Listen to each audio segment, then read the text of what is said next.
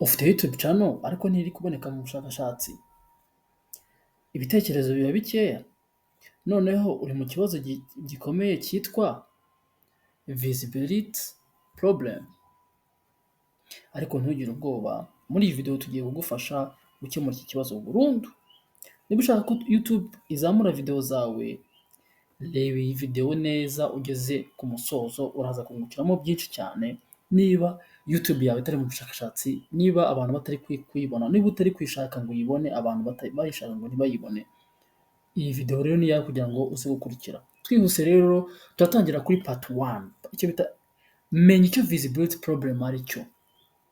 Tugiye kumenya uburyo visibility problem icyo ari cyo, kuko abantu benshi tuba dufiteho ikibazo. Twihuse rero, akenshi biterwa n'ibi bintu kugira ngo YouTube izina rya channel yawe ritaboneka mu bushakashatsi bwa YouTube.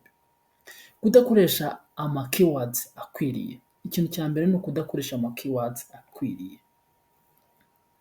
Ni ukuvuga ngo hano mbisobanuye neza.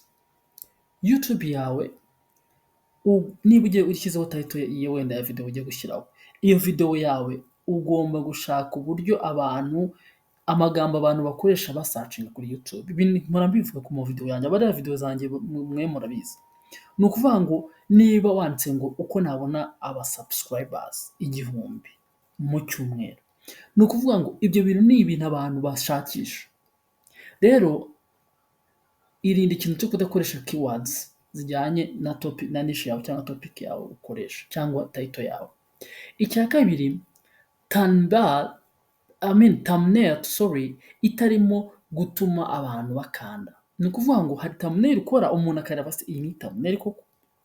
Kora thumbnail ikurira amaso y'abantu kugira ngo umuntu ajye kureba ikintu cyawe, nuko aba yabanje kureba akavuga ati iyi thumbnail ishobora kuba igiye kumfasha, agakandaho.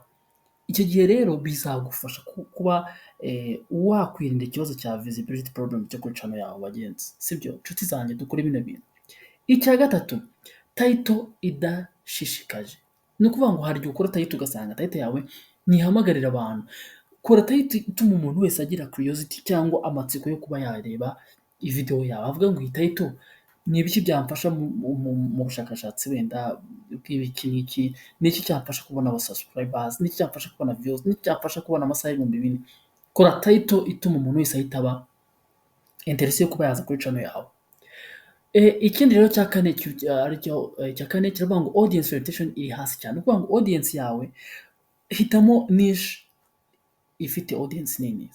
Bantu banjye, kora ibintu bifite audience nini. Reba, jya kuri trend urebe ibiganiro bikunzwe cyane, noneho wibande kuri ibyo bintu. Noneho audiences yawe izaza, abantu benshi uzababona kuko iyo topic yawe cyangwa niche yawe bayikunda.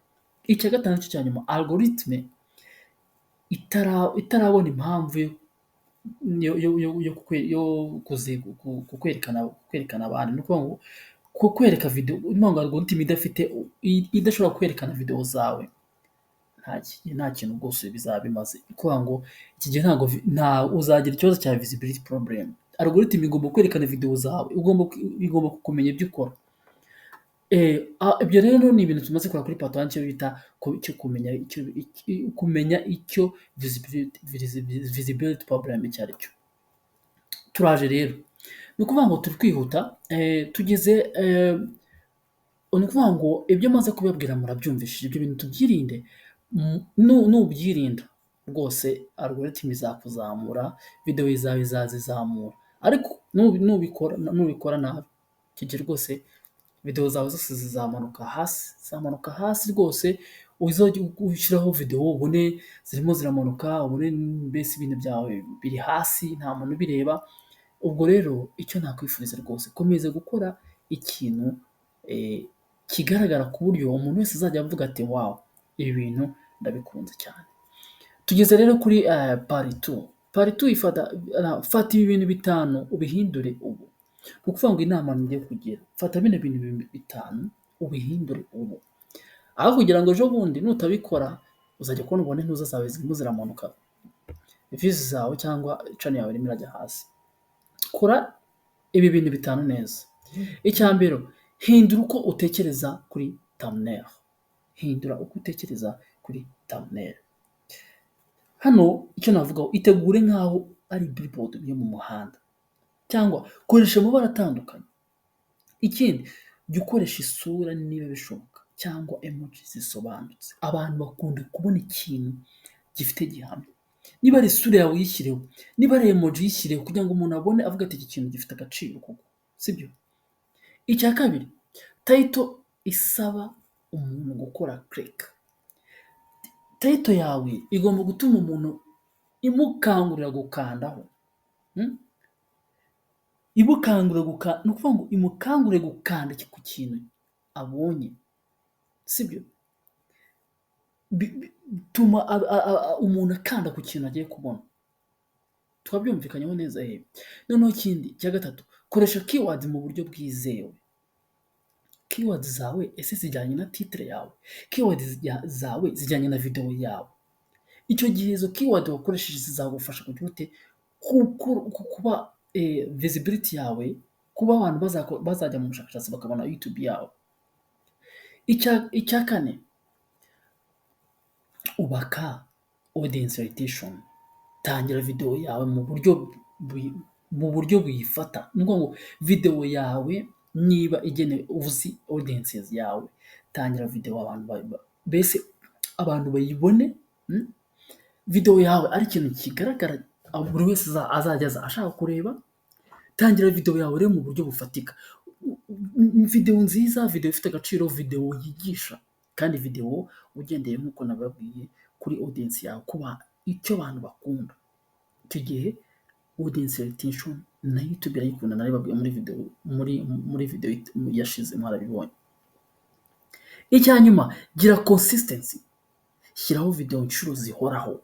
Niba gushyiraho video kwa mbere no ku cyumweru, ibyo bintu bikomeze. Wivuga ngo ndayishyiraho kwa mbere, ku cyumweru uzayireke.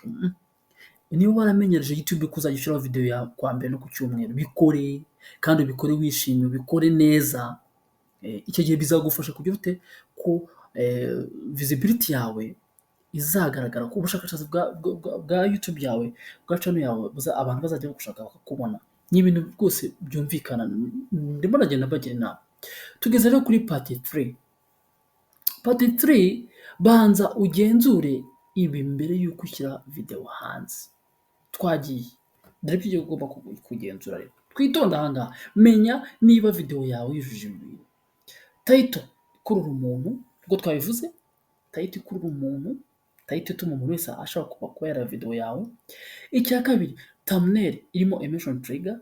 Thumbnail nyine ituma umuntu ashaka kugira emotion, akavuga ati wow, reka ndebe iyi video. Thumbnail nziza igutuma rwose video zawe zirebwa. Thumbnail nziza ituma ugira audiences nyinshi.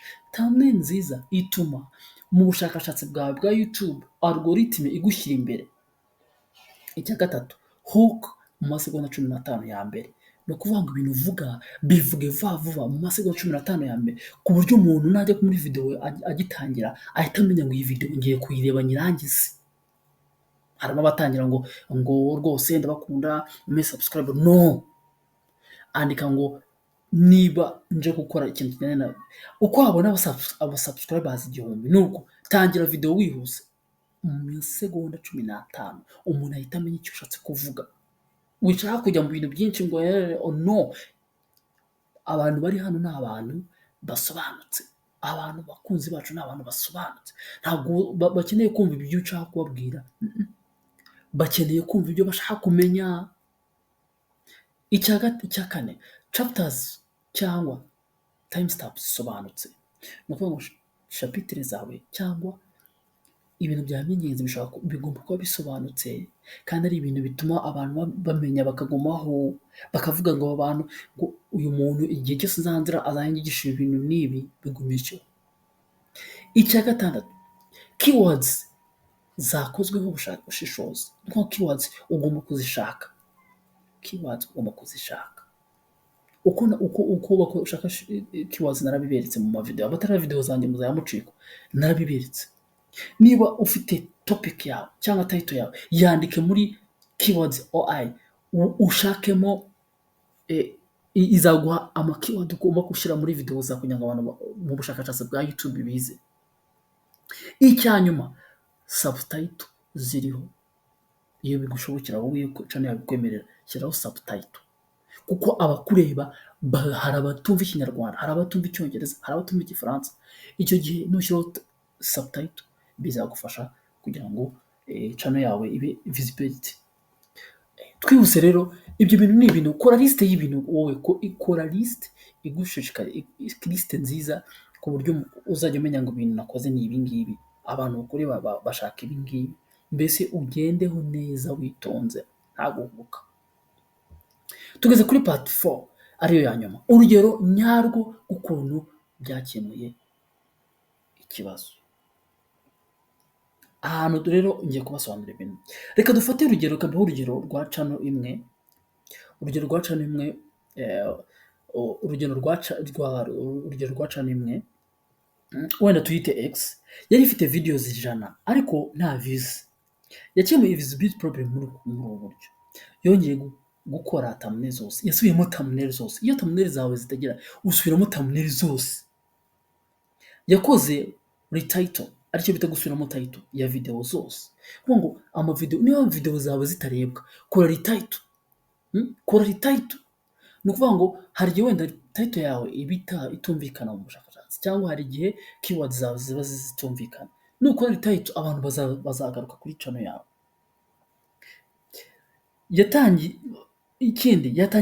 Yatangiye seri y'amashusho y'uburebure bumwe. Ni ukuvuga ngo ushobora gutangira amaseri nk'uko yakora, murabizi turimo turakora amaseri ku buryo twakora kuri YouTube. Ibyo bizatuma YouTube ikubona kuri serious, algorithm ibone kuri serious. Ikindi kandi yagiye yibanda kuri SEO.